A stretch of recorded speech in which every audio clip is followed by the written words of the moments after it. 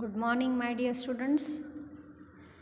Today in this session, we will start with SS lesson number 3. Name of the lesson is Nationalism in India. Nationalism means a feeling of pride and belongingness towards one's nation. It is also a willingness to sacrifice everything one has for the nation if the need arises. The factors responsible for the rise of nationalism in India developed notably after the revolt of 1857 CE. The modern concept of nationalism originated in Europe. Various factors such as Renaissance, Reformation, American, the French, the Revolution, unification of Italy and Germany, etc., played an important role in propagation of nationalism in Europe. The British rule in India helped Indians to gather the knowledge of the things, happenings around the world and to change their political, social and religious and economic views. Various factors fostering the modern nationalism arose in India. Educated and the intellectuals felt the need of self-rule in our country, and this thought gradually spread far and wide in the nation. It was followed by the feeling of national unity. We will study various factors that led to the rise of nationalism in India. Now see the reasons, various factors. Number 1 is political reason, economic reason, transportation and telecommunication. So first we start with the political reason, children. Before the British rule, our country lacked political unity. India was divided into a big and small princely states. The Britishers defeated many kings and established direct or indirect rule all over India. Under the dominance of Britishers, a uniform administrative system was implemented. However, the overall experience of the British rule was not conducive. Besides, there were many other reasons that led to protest against the British rule. Gradually, this protest became more prominent and widespread. Next was economic reasons. India was financially ruined due to the economic policies of the Britishers. The Britishers took the raw materials from India to England, and then the finished manufactured goods were sold in the Indian market, and the duty on the manufactured goods imported in India from England was negligible, whereas heavy taxes were levied on the commodities manufactured in India. As a result, the Indian goods became more expensive than the imported goods.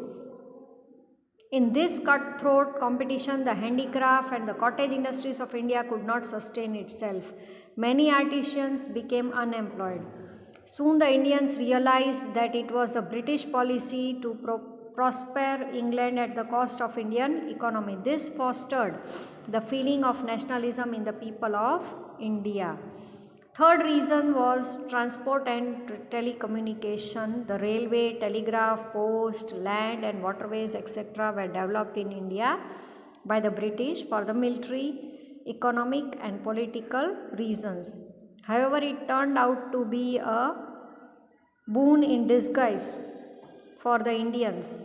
People came closer to one another due to the development of these facilities. Mobility of the intellectuals, artists and business class increased, and they started exchanging thoughts and opinions. Discrimination of caste, community and region became lesser due to the increased communication and mass transportation. The national leaders could communicate their thoughts and plans to large number of people. Leadership was built at national level instead of regional level. This gave the notable contribution in the achievement of Swaraj. Next reason was literature and education. Education in English language paved way for the rise of Indian nationalism. The doors to the Western ideas of nationalism opened due to the English education. most of the literature in the world was available in English. The people of our country learned English language and became familiar with the recent trends in the world. Thus, we were inspired by the ideas of democracy, liberty, equality and fraternity, means brotherhood, from the American War of Independence and the French Revolution. People developed self-confidence, recognized the power of unity and began dreaming about a bright future for the independent India. Various novels, acts, stories, poems, songs, etc. were written in regional languages. This written literature spread the message of national unity and devotion. And the fifth reason was newspapers. You can see over here the Indian newspapers were printed. Newspapers made a vital contribution in spreading the national awareness. Newspapers published from Bengal, Mumbai, Chennai and other areas criticized the policies of the Britishers, and it awakened nationalist feelings in the hearts of people. Sixth reason was magnificent and rich heritage of India. Ancient archaeologist Alexander Cunningham and his assistants excavated many sites of ancient civilization in the Indus Valley. They discovered many archaeological remains depicting the rich heritage of India. Indian archaeologists like Rai Bahadur Dayaram Sahani, Madho Swarup Vats and Rakhaldas Banerjee continued these excavations to unearth the remains of this majestic civilization. The scholars from the West, in collaboration with the Indian scholars, tried to find a lot about the Indian culture and heritage. Ancient Indian books on medical science, astrophysics, diplomacy, spirituality were translated into English and became known to the people of India and the world. Detailed research on literary and cultural heritage of India fostered the feeling of pride and nationalism. Establishment of the Indian National Congress. When National Congress was established, the above stated factors and the other regional organizations had contributed towards the establishment of the Indian National Congress. Bengal British Indian Society was formed in Kolkata, Bombay Association in Mumbai, Madras National Sabha in Chennai, Indian Association in Kolkata, Sarvajanik Sabha in Pune. By the time Sir A. O. Hume retired as a British officer, he had realized that the British Empire was not as secure as it appeared to be. He believed that if the dissatisfaction among the people of India was not taken care of, there were chances of reoccurrence of revolt similar to one in 1857 CE. In order to keep the general dissatisfaction at bay, he thought of establishing a political organization. You can see over the picture of A.O. Hume is given. Viceroy Lord Dufferin agreed to his idea and supported him with the efforts of Alan Octavian Hume. National Congress was established in December 1885. The first session of the Indian National Congress was held on 28 December 1885 at Gokaldas Tejpal Sanskrit School of Mumbai with Yomesh Chandra Banerjee as the president. 72 representatives from different regions of India were present in this conference. The main leaders present in the conference were Dadabhai Nauroji, Gopal Krishna Gokhale, Firoz Shah Mehta, Badaruddin Tayyabji, K.T. Telang, Dinsha Vacha, etc. Many problems related to the nation were discussed then. You can see over here the picture of conferences given that the Indian National Congress first session in Mumbai in 1885. See how they had conducted the meeting and how many people were present. You can see over here the session 2nd and 3rd were also held. Second session at Kolkata, president was Dadabhai Nauroji in the year 1886. First was in 1885. Number of members were present were 432. 2. And the third session was in Chennai. Badruddin Tayyabji was the president in the 1887, and there 607 members were there.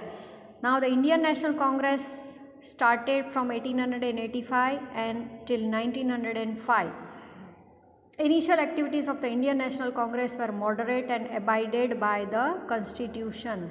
It included putting up demands for more political rights, economic and social growth, and development of education.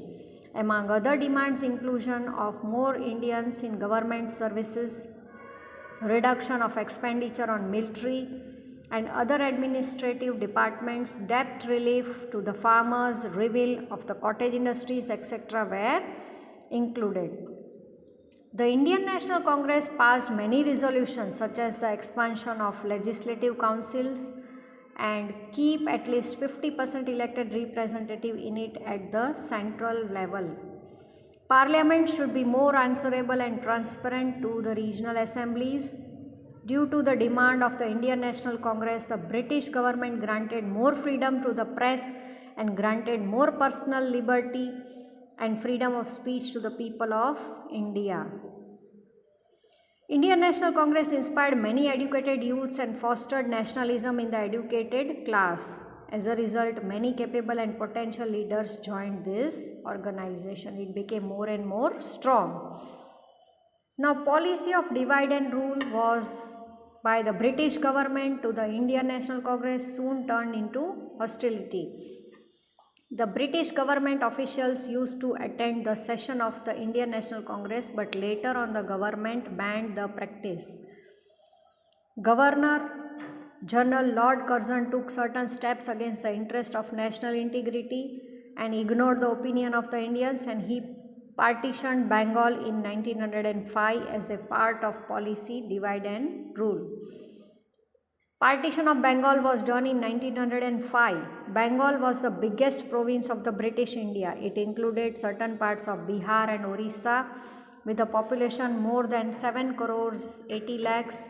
It was necessary to divide Bengal since the administration of such a big province was becoming difficult. Instead of removing the parts of Bihar and Orissa, eastern Bengal with a majority of Muslim population was separated from it. Bengal was the most active province in the nationalist activities at that time. The main intention of Lord Curzon was to promote communal differences between Hindus and Muslims by this action and weakening the momentum of political awakening among the people. National leaders and the common people understood the intention behind the partition and opposed the intentionally. Bang Bhang movement for partition of Bengal. People opposed this effort to break the unity and integrity of Bengal by rallies, demonstrations, and by distributing pamphlets. Vande Mataram song from the novel Anand Math, written by Bankim Chandra Chattopadhyay, became the popular slogan during this protest.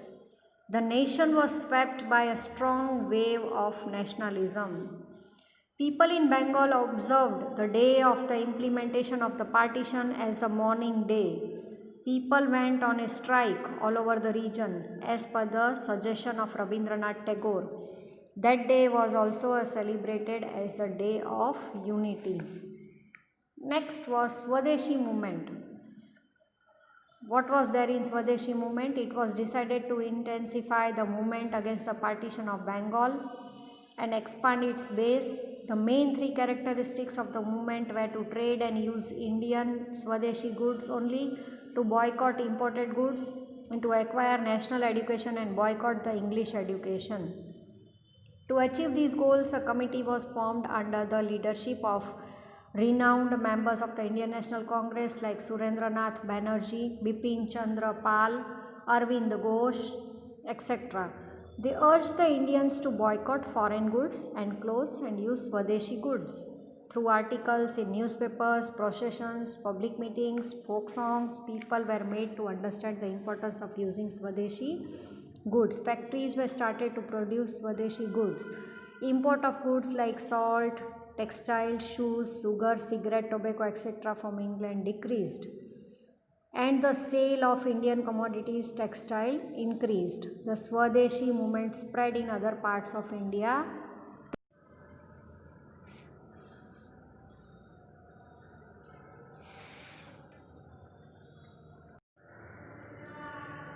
Leaders like Dadabhai Navroji, Surendranath Banerjee, Gopal Krishna Gokhale, Firoz Shah Mehta believed in acquiring political rights through constitutional measures. They were known as moderates since they had adopted a moderate attitude as per the trend of the time. The moderates prepared a strong ground for national awakening by unity of the educated middle class. They sowed the seeds of self-rule, equality, democracy, freedom in the minds of Indians. You can see over here the pictures or photographs are given of Dadabhai Navroji, Surendranath Banerjee, Gopal Krishna Gokhale. They were the leaders. In contrast to the moderate ideology, there was a group of three leaders: Lala Lajpat Rai from Punjab, Bal Gangadhar Tilak from Maharashtra, and Bipin Chandra Pal from Bengal. These three leaders wanted to acquire the self-rule not as a favor but as the right. They followed the policy of aggression and revolution and hence were called as the extremists. First extremist as Lokmanya Tilak from 1856 to 1920. Bal Gangadhar Tilak, popularly known as Lokmanya Tilak, was a prominent extremist leader. He gave the slogan, "Swaraj is my birthright and I shall have it. Swaraj is my birthright and I shall have it." He started the celebration of Ganesh Chaturthi and Shivaji Jayanti, started two newspapers, namely Kesari in Marathi and Maratha in English. Its impact was noteworthy. He played an important role in the Home Rule movement in 1916 CE. Now next extremist is Lala Lajpat Rai from 1856 to 1928. He became popular as Punjab Kesari or Sher-e Punjab. He was badly beaten in the Lathi charge while protesting against the Simon Commission, and it became a reason for his death.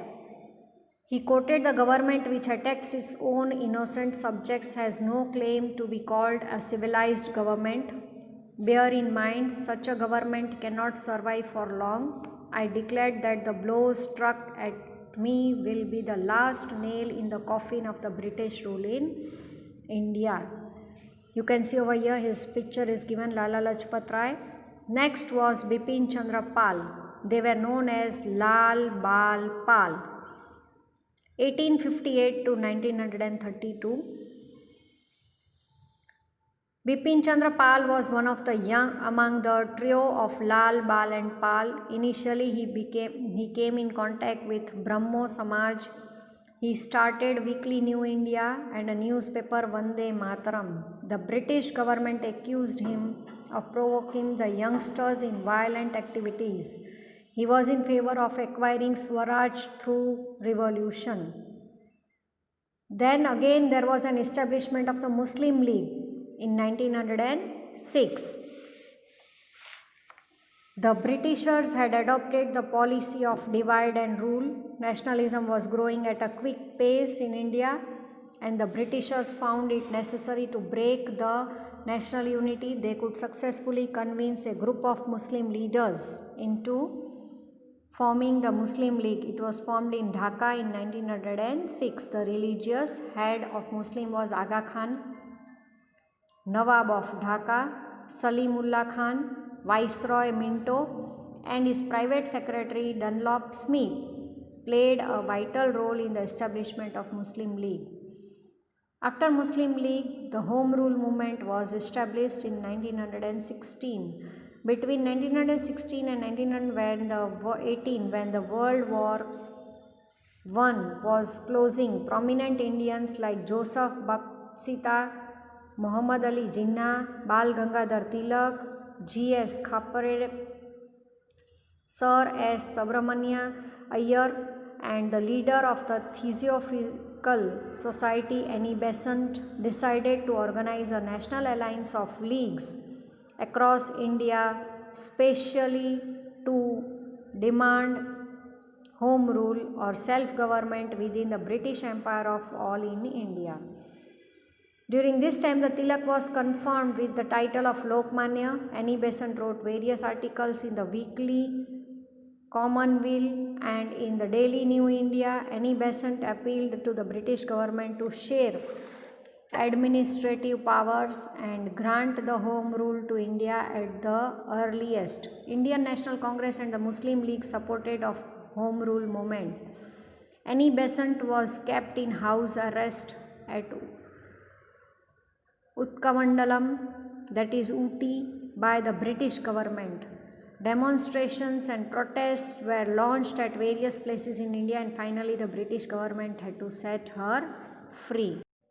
Annie Besant was the first female to be selected as the president of the Indian National Congress session held at Kolkata in December 1917. Lucknow Pact was started in 1916 to an agreement between the Indian National Congress and Muslim League at the joint session of both the parties.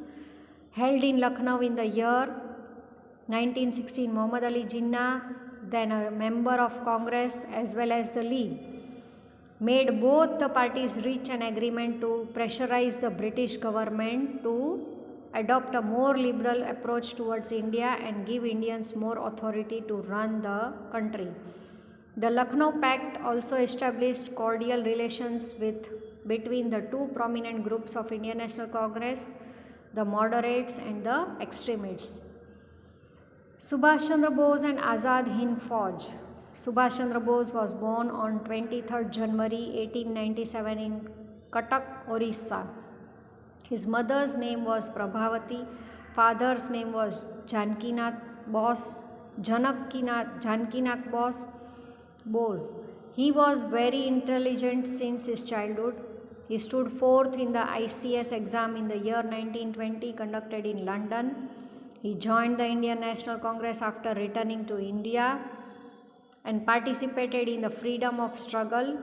He was arrested for 11 times under the political offense. He became the president of the Haripura session of Congress in 1938 and the second time in the Tripura session held in 1939. Difference of opinion forced him resign from the post of the President of Indian National Congress. In May 1939, Subhash Chandra Bose formed a new political party, Forward Bloc. When the Second World War broke in Europe, Forward Bloc launched an anti-war propaganda. As a result, Subhash Chandra Bose and his followers were arrested and imprisoned by the government. While in jail, Subhash Chandra Bose went on a hunger strike and that deteriorated his health and the government was forced to set him free. However, he was kept under house arrest. On 17 January 1941, Subhash Chandra Bose escaped from the house arrest. He disguised himself as a Pathan and reached Berlin via Peshawar, Kabul and Moscow. He gave a speech on a Berlin radio which shocked the Britishers. From there, he went to Japan via Sumatra.